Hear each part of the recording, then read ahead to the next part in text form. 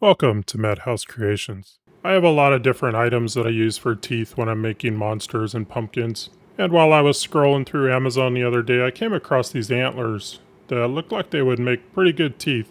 So I ordered a couple sets, different sizes, and I'm going to show you my process to mass produce these. So let's get into it. These antlers that I'm working on right now are the 1.5" pieces. And what I'm doing is just sorting them by size. Some of them are really thick at the base and others are thin. I try to keep them all together because that way when I pour my mold, I know the next time I go to grab that mold, everything that comes out of it is going to be a similar shaped tooth. To build the boxes for these molds, I take this foam core board. They have like a 1/4" thickness board at the Dollar Tree. This stuff's a little bit thicker, close to a 1/2 inch thick. This was from Hobby Lobby. It's not really necessary, but it's just what I had on hand. Cost a little bit more. So to save some money, just go to the Dollar Tree, buy the 1/4 inch thick board. I start out by drawing a line with the thickness of the board. And what I try to do is leave about a 1/2 inch between the wall of the mold and whatever object I'm trying to make a mold of. And then I also, in between the antlers, I want to leave about a 1/2 inch as well. So I just put in a couple lines on the board, and then I put a few lines where I'm going to attach the antlers, roughly about 1 inch apart, and I'm going to stagger them so the spacing works out. And then once everything's all laid out, I just cut out the bottom piece of the mold, just taking a razor blade and running it along my lines. It usually takes about 2 passes to get through the board, one to cut the paper, and then the second pass to cut clean through the backside. And now that the bottom's all separated, it's time to start adding the teeth. I found this little hot glue gun, or I guess it's more of a pencil, at Hobby Lobby the other day, and I thought it looked kind of cool, so I picked it up my first time using it, and it actually worked really well for this project. It puts out a real nice small stream of hot glue. That way you don't get a lot of excess spillage coming out underneath the antler. Just put a tiny little dab on there and then hold that antler in place.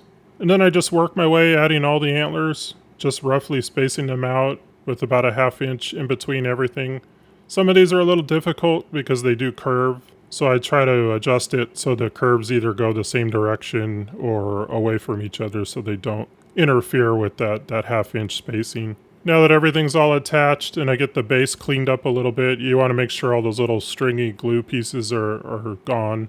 The cleaner you can build your mold, the better results you'll have in the end. So now it's time to cut the sides, and I usually cut them about a 1/2 inch taller than whatever I'm molding. So these pieces are about 2.5 inches thick, and this will just build the walls of the mold. There's no real reason to be too accurate on this. It doesn't really matter. You pour the silicone to the level you want, but there's no reason to waste the board if you don't have to. Now that the strips are cut out, I'm going to start cutting the lengths of the sides. It's kind of important to cut these square, because when you go to piece it together, you don't really want any gaps in your mold walls that could potentially leak silicone through them. So I always try to just use my straight edge or a square, just something that'll give you a nice cut so that the sides will butt up closely to each other. And now just to attach the walls, I just put a little bead of hot glue along the bottom and then just push the wall in place.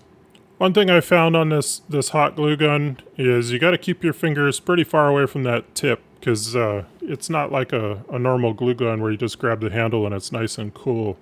This thing gets pretty warm about halfway up from the tip, so you got to keep your fingers back where the little trigger is. But other than that, I actually really like this thing.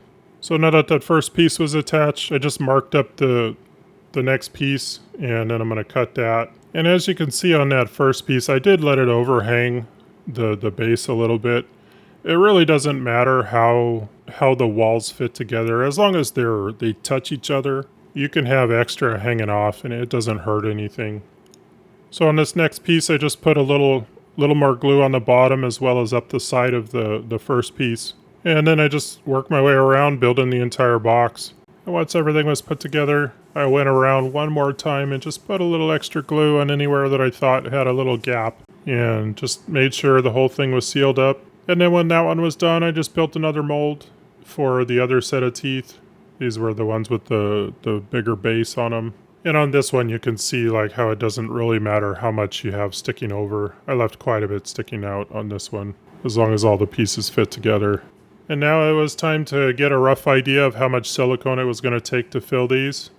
So I just got some rough measurements and then just found a little online calculator for volume into fluid ounces. And I need roughly 32 ounces. So what I'm going to be pouring is 16 ounces of each part A and part B of the silicone. Typically when I'm making a block mold, I'll make it with this brand of silicone. It's very thin, pours with almost no air bubbles at all. I don't have a vacuum pot to get rid of air bubbles, so I've never had any issues with this. So I'll put a link to it down below if you guys are interested. It has pretty good strength to it, and it's also fairly elastic. I don't know the shore hardness of it. I don't think they have it listed anywhere, but I would say it's probably around a 15 or so. And anytime you're mixing silicone, especially in a large volume, you got to make sure you always scrape the bottom of the container, the sides of the container, and mix it for the length of time that it says. If it says do it for 30 seconds or a minute, you definitely want to do that.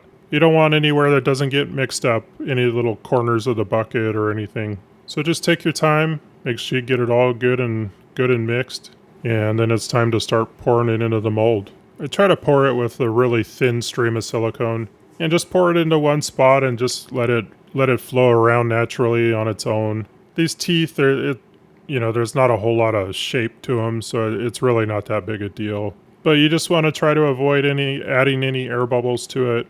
What I try to do is just cover whatever I'm molding by at least a ½ inch. The 32 ounces did cover the antlers entirely, but I wasn't real happy about how thick it was. I think I did maybe roughly another 6 ounces of silicone.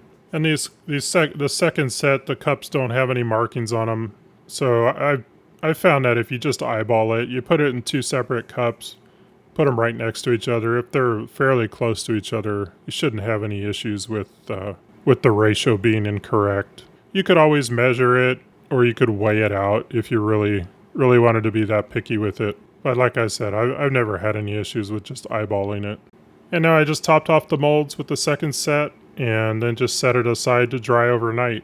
One thing, if you're not too sure about your molds, you might want to babysit them a little bit, make sure nothing's leaking. Sometimes if it leaks, like if you have a little pinhole leak, you could put a piece of tape over it. And you want to catch that before you let it sit for a couple hours, because you could come back to a big puddle all over your workbench and no silicone in your mold. I have definitely done that once or twice, so just something to be aware of. Make sure you don't have any leaks. And the next day, everything was nice and solid. I started ripping these apart. And because I don't use any kind of release agent on these, the foam core box is pretty much just discarded. I just destroyed it, trying to get it apart. A lot of times it's pretty hard to get apart, especially that first piece. You got to kind of break the seal on it. But once you get it started, it comes off pretty easy. And then I just cleaned up the little bit of paper on the teeth and then threw them back in the jar to save them for another day. So now that I have the molds all made, I'm taking this smooth cast 320. It's just like a liquid plastic. And I don't really know how much it's going to take to fill the mold. So a lot of times the first couple pours that I make, I'll actually waste quite a bit. So I just kind of eyeball what I think I'm going to need. It's the same thing. It's 2-part, a 1-to-1 ratio. So I use 2 separate cups and then just eyeball that they're close to each other. And this stuff has a pot life of only about 3 or 4 minutes. So you got to work fast when you use it. It'll start hardening on you in less than a minute. It starts turning white. It's actually pretty cool to watch because it'll do it so fast. So it's just kind of the same thing as the silicone. Just mix the A and the B together.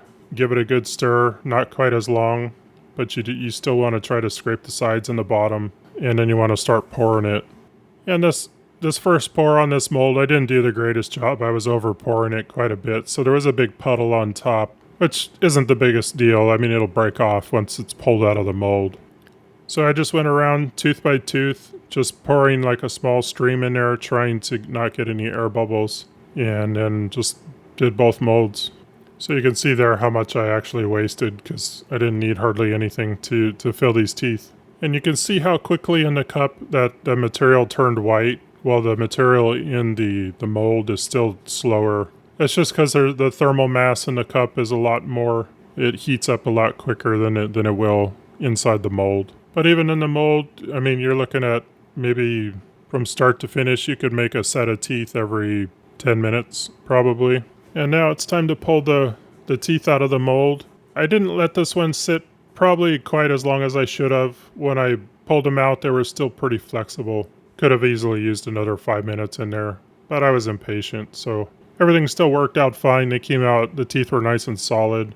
I just set them aside to finish drying after I got them out of the mold.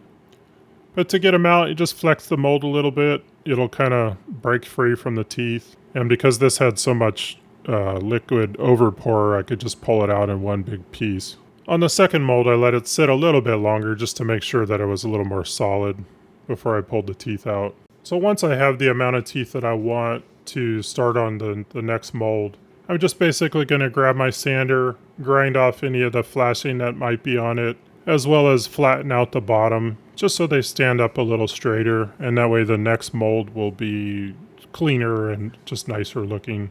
So now that everything's sanded the way I like, I pretty much just start my process all over again, just building a mold with the amount of teeth that I want in each one. And with that, you can make, hundreds or thousands of teeth in a relatively short amount of time. Also, once you get the amount of material you need dialed in for each mold, it really doesn't cost hardly anything to pour more teeth, because you're going to minimize your waste. So that's pretty much my process. Thank you guys for watching. I hope you guys learned something, and I will see you on the next one.